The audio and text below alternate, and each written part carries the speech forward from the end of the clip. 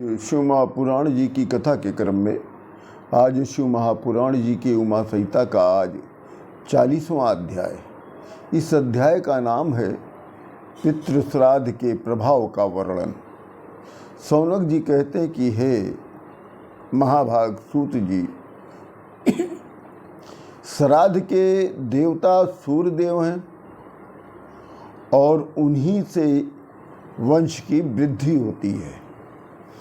इस विषय में मुझे एक संदेह है कि सूर्य देव को श्राद्ध देव क्यों कहा गया और किस प्रकार से वो वंश की वृद्धि करते हैं और वंश वालों का कल्याण करते हैं।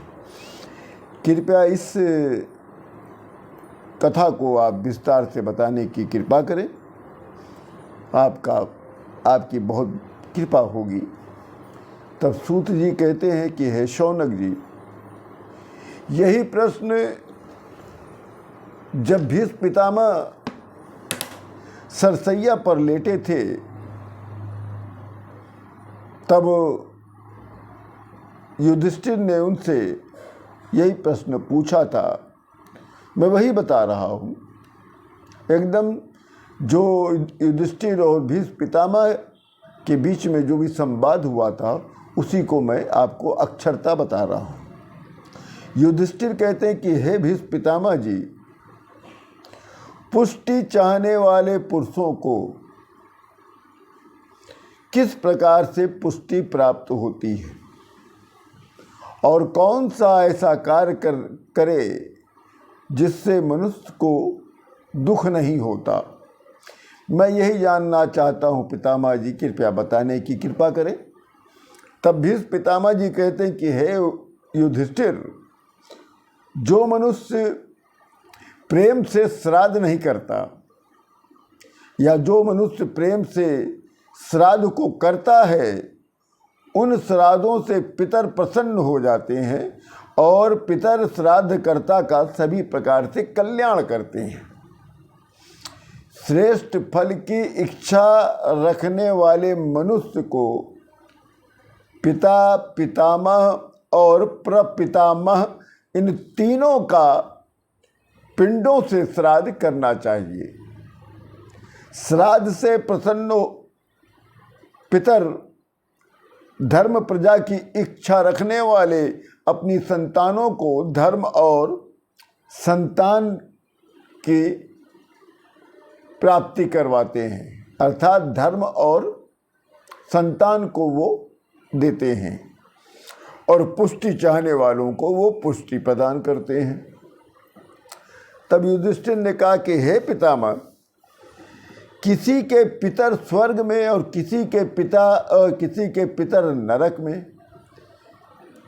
युधिष्ठिर पूछते हैं पुनः प्रश्न कि हे पितामह जी, कि किसी के पितर तो स्वर्ग में हैं और किसी के पितर नरक में हैं, तो वो स्वर्ग में पितर लोग स्वर्ग या नरक में निवास करते हैं और प्राणियों का कर्म फल भी निहित रहता है, तो श्राद्ध द्वारा पिंड द्वारा पितरों को किस प्रकार से प्राप्त होता है और वो किस प्रकार से फल प्रदान करते हैं। हम लोग जो पिंड देते हैं या श्राद्ध करते हैं तो उनको, वो तो स्वर्ग या नरक में निवास करते हैं, तो उनको किस प्रकार से मिलता है और वो फिर किस प्रकार से हम लोगों को फल देते हैं।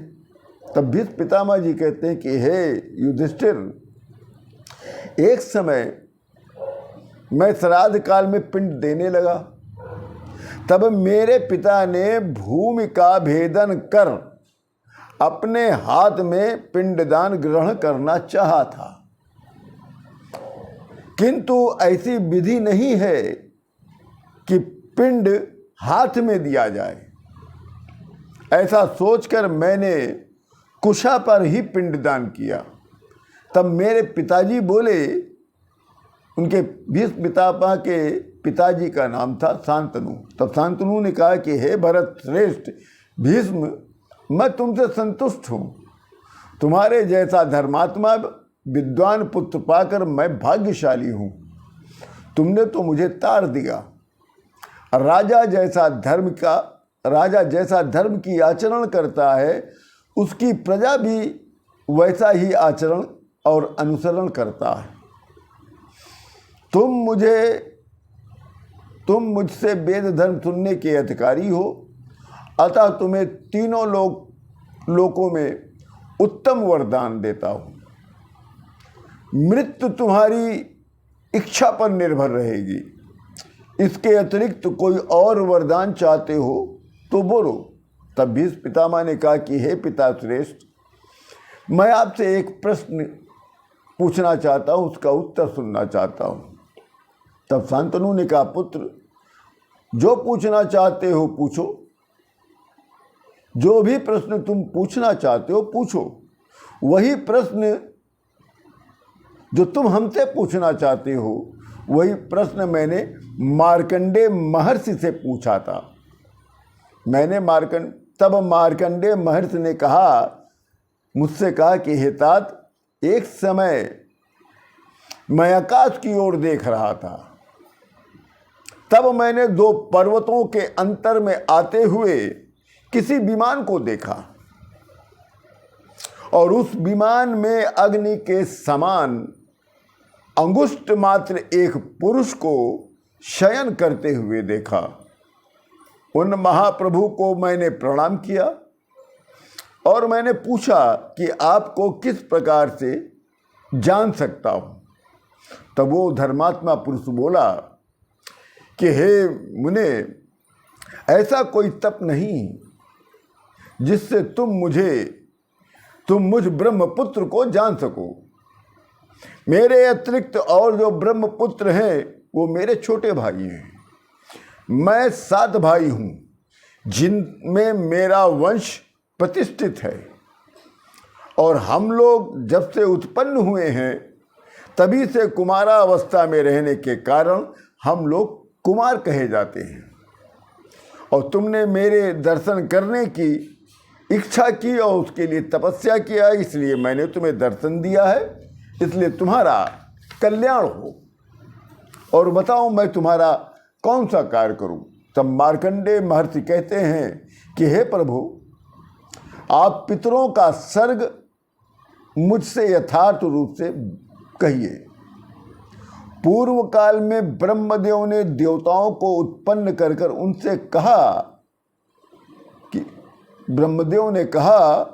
कि पूर्व काल में जब ब्रह्मदेव ने देवताओं को उत्पन्न किया तब ब्रह्मा जी ने कहा था कि तुम लोग मेरा यजन करो, किंतु देवगण ब्रह्मा जी का पूजन छोड़कर आत्मयजन करने लग गए। यह देखकर ब्रह्मा जी ने उन्हें श्राप दे दिया। ब्रह्मा जी ने यह श्राप दिया कि हे झूठों, तुम लोगों का ज्ञान नष्ट हो जाएगा। जब ब्रह्मा जी ने श्राप दे दिया तब देवताओं का ज्ञान नष्ट हो गया। तब देवता लोग कहते हैं कि हे प्रभु, हम लोगों पर दया कीजिए। तब ब्रह्मा जी कहते हैं कि हे देवगणों, तुम लोग अपने पुत्रों के पास जाकर इसका प्रायश्चित करो, तभी ज्ञान की प्राप्ति होगी। तब देवगण अपने पुत्रों के पास गए और इस कर्म का प्रायश्चित पूछा। तब पुत्रों ने देवगणों से कहा कि पुत्र का, अच्छा, इस शब्द का जैसे संबोधन किया तो देवगण नाराज हो गए। तो फिर ब्रह्मा के पास गए और इसका कारण पूछा। तब ब्रह्मा जी ने कहा, हे देवगणों, तुम लोग ब्रह्म ज्ञानी नहीं हो, तुम्हारे पुत्र ब्रह्म ज्ञानी हैं, तभी तुम्हें उनको पुत्र का कहा है। अर्थात जो ज्ञानी होता है वो आपका पुत्र ही क्यों ना हो, तो उससे ज्ञान अर्जित करना चाहिए, बुरा नहीं मानना चाहिए। तो तुम देवगणों, तुम अपने पुत्रों के सामने, तुम तो बालक हो, वो ब्रह्म ज्ञानी है और तुम ब्रह्म ज्ञानी नहीं हो, तुम्हारे पास ज्ञान ही नहीं है, इसलिए तुम्हारे बालक तुम्हारे पिता के समान श्रेष्ठ हुए, क्योंकि तुम लोग देवता हो और वे पितर हैं। अतः तुम लोग एक दूसरे का यजन करो। इसी के साथ ये अध्याय पूर्ण होता है और आप सभी लोगों को विजयादशमी की बहुत बहुत बधाई हो। आप सभी लोगों को राम राम।